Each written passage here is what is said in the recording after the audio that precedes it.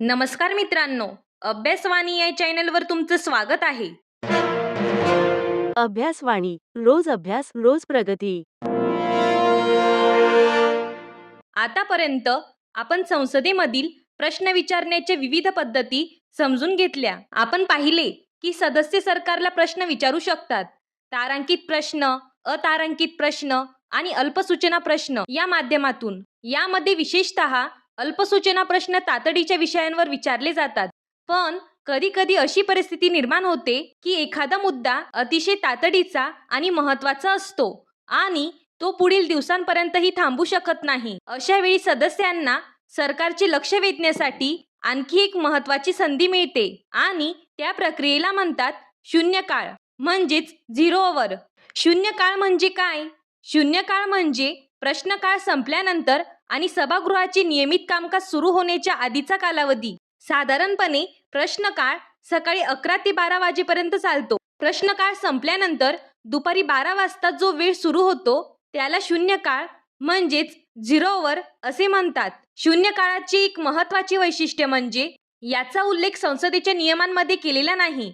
म्हणजेच ही पद्धत औपचारिक नियमांमधून नाही तर संसदीय परंपरेतून विकसित झालेली आहे. हा मुद्दा स्पर्धा परीक्षेत अनेकदा विचारला जातो.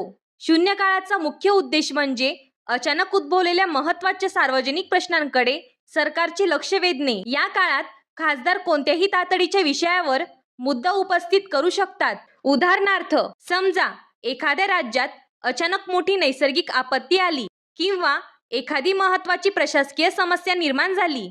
अशा वेळी त्या भागाचा खासदार शून्य काळात हा मुद्दा उपस्थित करून सरकारचे लक्ष वेधू शकतो. तर अशा प्रकारे शून्य काळामध्ये सदस्य तातडीचे मुद्दे मांडतात. पण संसदेमध्ये केवळ प्रश्न विचारणे किंवा मुद्दे मांडणे एवढेच काम होत नाही. कधी कधी एखाद्या विषयावर सभागृहाची औपचारिक चर्चा व्हावी किंवा निर्णय घ्यावा अशी मागणी सदस्यांकडून केली जाते आणि यासाठी संसदेत जी प्रक्रिया वापरली जाते तिला म्हणतात प्रस्ताव म्हणजेच मोशन्स. आता पुढे आपण संसदेमधील प्रस्ताव म्हणजे काय आणि त्यांचे प्रकार कोणते हे समजून घेऊ. प्रस्ताव म्हणजे काय? सोप्या भाषेत सांगायचे झाले तर सभागृहासमोर एखाद्या विषयावर चर्चा किंवा निर्णय घ्यावा यासाठी सदस्यांनी मांडलेली औपचारिक सूचना म्हणजे प्रस्ताव. हा प्रस्ताव मांडल्यानंतर त्यावर चर्चा होते, सभागृह आपले मत व्यक्त करते आणि काही वेळा त्यावर मतदानही होते. उदाहरणार्थ, एखादा सदस्य म्हणतो की देशातील शेतीविषयक परिस्थितीवर संसदेमध्ये चर्चा व्हावी, तर तो हा मुद्दा प्रस्तावाच्या स्वरूपात सभागृहासमोर मांडू शकतो. एक महत्त्वाची गोष्ट लक्षात घ्या, संसदेमध्ये प्रस्ताव मांडण्याचा अधिकार मंत्र्यांना तसेच खासगी सदस्यांना दोघांनाही असतो. आता इथे एक महत्त्वाचा प्रश्न निर्माण होतो, संसदेमध्ये मांडले जाणारे प्रस्ताव सर्व एकाच प्रकारचे असतात का? तर नाही, प्रस्तावांचे वेगवेगळे प्रकार असतात आणि हे प्रकार स्पर्धा परीक्षेतही वारंवार विचारले जातात. म्हणून आता पुढे आपण प्रस्तावांचे प्रकार म्हणजेच टाइप्स ऑफ मोशन्स समजून घेऊ. आताच आपण संसदेमधील प्रस्ताव म्हणजे काय हे समजून घेतले. आपण पाहिले की सदस्य एखाद्या विषयावर सभागृहात चर्चा व्हावी, निर्णय घ्यावा किंवा सभागृहाचे मत नोंदवले जावे यासाठी प्रस्ताव मांडतात. पण संसदेमध्ये मांडले जाणारे सर्व प्रस्ताव एकाच प्रकारचे नसतात. संसदीय कार्यपद्धतीनुसार प्रस्तावांचे वेगवेगळे प्रकार आहेत. त्यामधील सर्वात महत्त्वाचा प्रकार म्हणजे महत्त्वाचा प्रस्ताव म्हणजेच सबस्टॅन्टिव्ह मोशन. आता तुम्हाला प्रश्न पडला असेल, महत्त्वाचा प्रस्ताव म्हणजे काय? तर बघा, महत्त्वाचा प्रस्ताव म्हणजे असा प्रस्ताव जो स्वतंत्रपणे आणि पूर्ण स्वरूपात सभागृहासमोर मांडला जातो. म्हणजेच हा प्रस्ताव कोणत्याही दुसऱ्या प्रस्तावावर अवलंबून नसतो. सभागृह त्या प्रस्तावावर चर्चा करते आणि आवश्यक असल्यास मतदान करून निर्णय घेते. उदाहरणार्थ, एखादा सदस्य प्रस्ताव मांडतो की सभागृहाने अमुक विधेयक मंजूर करावे. हा प्रस्ताव स्वतंत्रपणे सभागृहासमोर मांडलेला असतो म्हणून तो महत्त्वाचा प्रस्ताव ठरतो. परीक्षेत अनेकदा असा प्रश्न विचारला जातो की स्वतंत्र आणि पूर्ण स्वरूपाचा प्रस्ताव कोणता? याचे उत्तर आहे महत्त्वाचा प्रस्ताव म्हणजेच सबस्टॅन्टिव्ह मोशन. आपण आणखी एक महत्त्वाचे उदाहरण पाहू. जेव्हा विरोधी पक्षाला वाटते की सरकारकडे बहुमत नाही तेव्हा तो सभागृहात अविश्वास प्रस्ताव मांडू शकतो. हा प्रस्तावही महत्त्वाचा प्रस्ताव या प्रकारात येतो. तर अशा प्रकारे महत्त्वाचा प्रस्ताव हा स्वतंत्र स्वरूपाचा प्रस्ताव असतो. पण कधी कधी असेही होते की सभागृहात आधीच एक प्रस्ताव मांडलेला असतो आणि काही सदस्यांना वाटते की त्या प्रस्तावाऐवजी दुसरा प्रस्ताव मांडला पाहिजे. अशा वेळी जो प्रस्ताव मांडला जातो त्याला म्हणतात पर्यायी प्रस्ताव म्हणजेच सबस्टिट्यूट मोशन. आता पुढे आपण पर्यायी प्रस्ताव म्हणजे काय हे समजून घेऊ. पर्यायी प्रस्ताव म्हणजे असा प्रस्ताव जो मूळ प्रस्तावाच्या ऐवजी मांडला जातो. म्हणजेच हा प्रस्ताव मूळ प्रस्तावाला पूर्णपणे बदलण्याचा प्रयत्न करतो. उदाहरणार्थ, समजा सभागृहात एक प्रस्ताव मांडला गेला की सरकारने नवीन औद्योगिक धोरण त्वरित लागू करावे. पण काही सदस्य म्हणू शकतात की हे धोरण थेट लागू करण्याऐवजी आधी ते संसदीय समितीकडे पाठवावे. म्हणजेच मूळ प्रस्तावाच्या जागी दुसरा प्रस्ताव मांडला जात आहे. हा प्रस्ताव म्हणजेच पर्यायी प्रस्ताव. स्पर्धा परीक्षेत अनेकदा असा प्रश्न विचारला जातो की मूळ प्रस्तावाच्या जागी जो प्रस्ताव मांडला जातो त्याला काय म्हणतात.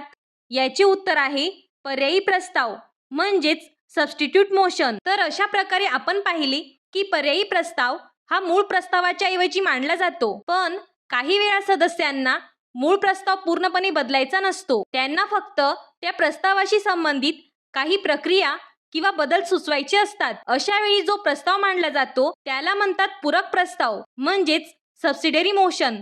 आता पुढे आपण पूरक प्रस्ताव म्हणजे काय हे समजून घेऊ. पूरक प्रस्ताव म्हणजे असा प्रस्ताव जो स्वतंत्र नसतो, तर तो एखाद्या मुख्य प्रस्तावाशी संबंधित असतो. म्हणजेच हा प्रस्ताव मुख्य प्रस्तावावर चर्चा करण्यासाठी, त्यात बदल करण्यासाठी किंवा सभागृहाचे कामकाज पुढे नेण्यासाठी मांडला जातो. परीक्षेत लक्षात ठेवण्यासारखी गोष्ट म्हणजे सबसिडरी मोशन म्हणजेच पूरक प्रस्ताव हा नेहमी मुख्य प्रस्तावावर अवलंबून असतो. आताच आपण पूरक प्रस्ताव म्हणजे काय हे समजून घेतले. आपण पाहिले की पूरक प्रस्ताव हा स्वतंत्र नसतो, तर तो एखाद्या मुख्य प्रस्तावाशी संबंधित असतो आणि सभागृहाचे कामकाज पुढे नेण्यासाठी मांडला जातो.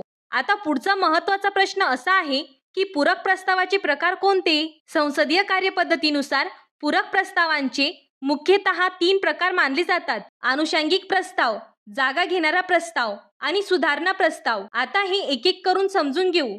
सर्वात आधी आपण बघणार आहोत अनुषंगिक प्रस्ताव. अनुषंगिक प्रस्ताव म्हणजे असा प्रस्ताव जो मुख्य प्रस्तावाशी संबंधित प्रक्रिया पूर्ण करण्यासाठी मांडला जातो. म्हणजेच सभागृहातील कामकाज व्यवस्थित पार पडावे यासाठी हे प्रस्ताव मांडले जातात. उदाहरणार्थ, एखादे विधेयक संसदेत मांडले गेले आहे, पण त्या विधेयकावर सविस्तर अभ्यास व्हावा म्हणून कोणीतरी सदस्य प्रस्ताव मांडतो की हे विधेयक पुढील तपासणीसाठी संसदीय समितीकडे पाठवावे. हा प्रस्ताव म्हणजे अनुषंगिक प्रस्ताव. म्हणजेच अनुषंगिक प्रस्ताव मुख्य प्रस्तावाशी संबंधित कामकाज पुढे नेण्यासाठी मदत करतो. पण काही वेळा अशी परिस्थिती निर्माण होते की सभागृहात एखाद्या विषयावर चर्चा चालू असते आणि काही सदस्यांना ती प्रक्रिया बदलायची असते. अशा वेळी जो प्रस्ताव मांडला जातो त्याला म्हणतात जागा घेणारा प्रस्ताव.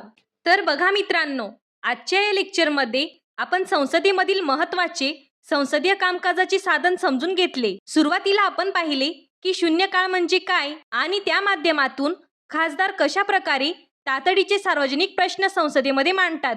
यानंतर आपण संसदेमधील एक महत्त्वाची प्रक्रिया म्हणजे प्रस्ताव समजून घेतली. प्रस्ताव म्हणजे सभागृहासमोर एखाद्या विषयावर चर्चा किंवा निर्णय घ्यावा यासाठी मांडलेली औपचारिक सूचना.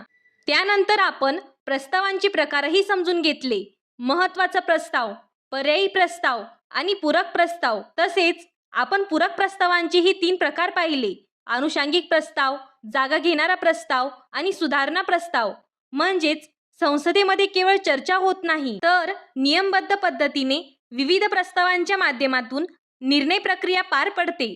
पण संसदीय कार्यपद्धतीमध्ये काही प्रस्ताव असेही असतात जे सरकारला थेट जबाबदार धरतात आणि सभागृहाचे कामकाजही प्रभावित करू शकतात. उदाहरणार्थ, स्थगन प्रस्ताव, निंदा प्रस्ताव आणि अविश्वास प्रस्ताव. हे प्रस्ताव स्पर्धा परीक्षांच्या दृष्टीने अत्यंत महत्त्वाचे आहेत आणि अनेक वेळा PYQ मध्ये विचारले गेलेले आहेत. म्हणून पुढच्या लेक्चरमध्ये आपण हे प्रस्ताव सोप्या भाषेत आणि एक्झाम ओरिएंटेड पद्धतीने समजून घेणार आहोत.